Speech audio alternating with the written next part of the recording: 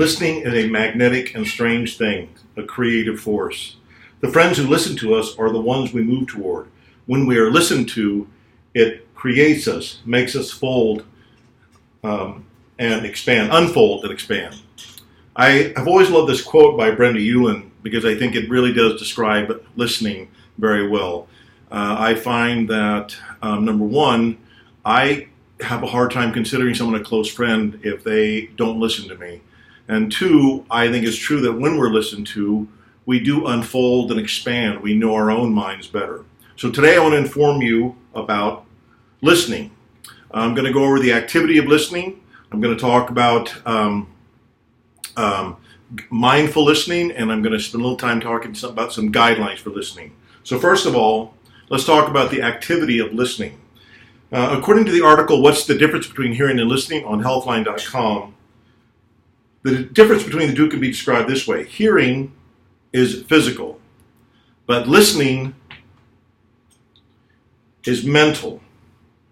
And to understand that fact, I think, already makes us a better listener, because to listen, we're not just using the anatomy, the ear canal and things like that.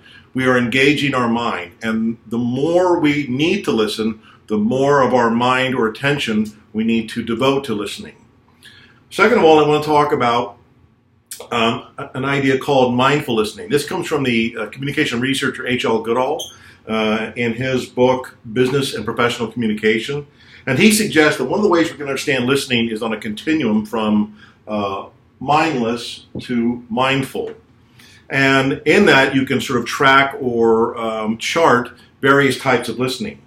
On the very far end of the mindless continuum is hearing. Hearing is a completely mindless act. You're not engaging your mind at all. It's what happens to you sometimes, for example, when you become aware that somebody has been calling your name. But the first 2 or 3 times, even though your eardrums were vibrating from them calling your name, you may not have paid any attention to it. Moving a little bit further is informational listening. And this is, of course, listening for information. Ironically, this is the kind of listening you do in school, and let's be honest, it is a fairly mindless kind of listening, because you can listen for information like in school, but you could also daydream, you can doodle on your notes, you can check your book or your text, your phone for texts. You can sort of plan out what you can do later in the day. And the reason why we can do this, and the reason why it's kind of a mindless activity, is we are constantly making a decision. That's important information. I don't need that. So in a lecture, when you see a new word come up on the screen, you know what's about to come next is some sort of definition. So now your attention's pretty high. But what might come after that is some sort of example or some personal narrative or story from the instructor. You don't have to pay as close attention to that. Moving over a little bit further is critical listening. Critical listening is when we are evaluating what we're listening to. And so, for example, if you're listening to a politician, or if you're listening to a salesperson that's on commission, you're probably paying a bit more attention to the details because you're trying to decide or evaluate, are they telling me the truth and the whole truth? Moving over a little bit further is self-reflexive listening. This is a fairly mindful type of listening. Self-reflexive listening is when we listen to something that we think is especially important to ourselves. Like, for example, I see this happen in class sometimes, where there might be a couple of people in the back of the class and they're having a conversation before class starts. And then I'm at the front of the class getting my stuff ready. And the person in the front of the room, some person in the front of the room asks me some question about my personal life, when you can see your grandkids next or whatever. Meanwhile, the people in the back, they don't even acknowledge or hear us. They're just talking away.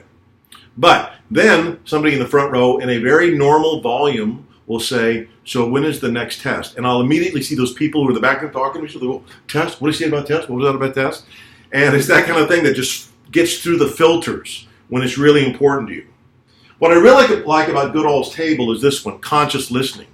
Conscious listening is just trying to understand what the other person means. It is not about solving a problem. It is not about fixing. It is not about arguing. It is not about planning a rebuttal. It's just listening. And what I find interesting about this is all along the way, there's an increase of sort of mental chatter. We are listening to our own voice inside of our head while we're listening to the other person. But when we get to conscious listening, Conscious listening has a kind of stillness or silence. Our mind gets quiet because we're just trying to understand.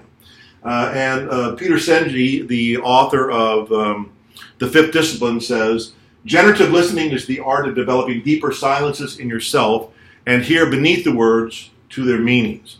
And so there's this silence that takes over when we're engaged in conscious listening, the most mindful kind of listening. The third thing I want to talk about is some guidelines for listening. This is just sort of a collection of guidelines that I picked up from various places and sources. So let's talk about these guidelines. First guideline, get rid of distractions. A distraction by its very definition is something that takes our attention or mental energy away from where we want it to be. So any kind of distraction that's going on, anything you find your mind attending to, see if you can get rid of it. Turn your phone off, or at least turn it face down where you can't see the face. Put it in some place where you're not going to hear it vibrate. Turn off the TV. Don't just turn down the volume. If you really have to listen, get rid of those distractions. Number 2, talk less. This is one of the simplest steps and very difficult to do because most of the time we want to talk. And we want to talk more than we listen. And we want to talk too soon. But if you're really engaged in the act of listening, and this is important to remember, by the way, listening and talking are two separate things.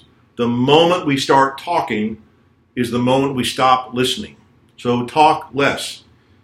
If you do talk, try this. Ask open, honest questions. An open question is a question that can only be answered with a yes or no. I'm sorry, an open question cannot be answered with a yes or no. A closed question can only be answered with a yes or no. So a closed question might be, well, did that make you mad? But an open question might be, so how did that make you feel? What did you think when that happened? An open question opens up the possibilities of responses. A closed question closes down their possible responses. And ask an honest question. An honest question is a question that's really a question. It's not advice disguised as a question. It's not some leading question trying to get them to some particular conclusion. It's an honest question. You can tell if it's an honest question is if you don't know what the answer is and you don't have a sense of what the right answer is. So for example, let's say you're talking to a friend who's having some marital problems and you're thinking that maybe your friend should go see a marriage therapist. Asking, how do you feel about marriage therapy might not be an honest question because you think the answer should be yes. Number 4, avoid giving advice and getting philosophical.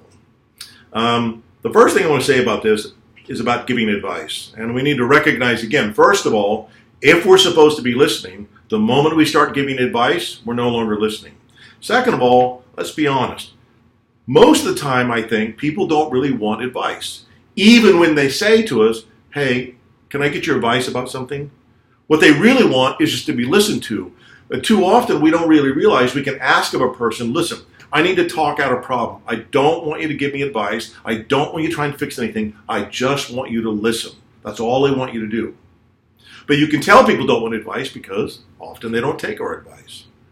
And avoid getting philosophical. What I mean by this is avoid saying things like, well, you're going to be a stronger person for having gone through this, or whatever doesn't kill us make it stronger, or everything happens for a reason, or all things tend to turn out for the good.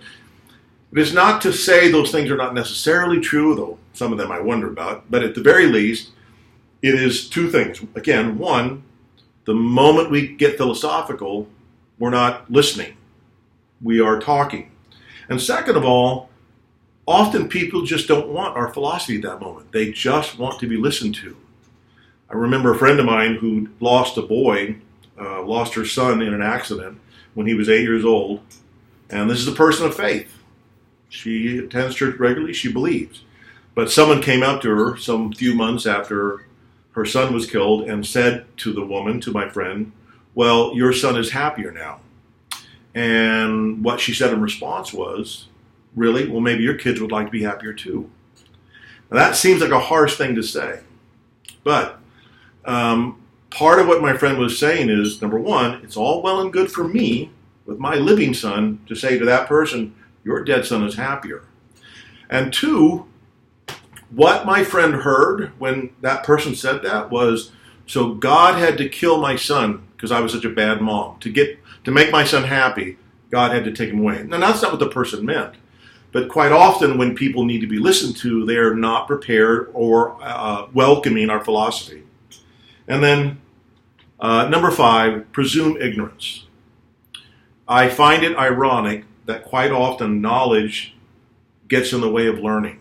When we think we know stuff, we don't pay attention and we don't listen. But when someone is talking, we should presume, I don't know what you mean, rather than to rush in to show them we understand what they mean. Say, can you say more about that? What do you mean by that? Presume that you don't fully understand and give them more time to talk. Well, today I've talked about listening. I've gone over the activity of listening, the mindful listening, and guidelines for listening.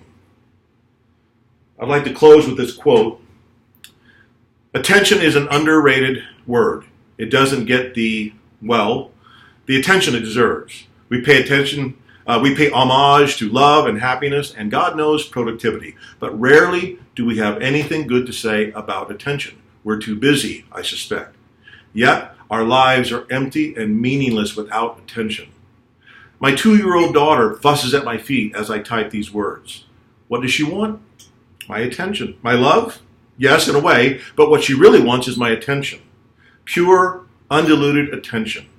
Children are experts at recognizing counterfeit attention. Perhaps love and attention are really the same thing. One cannot exist without the other.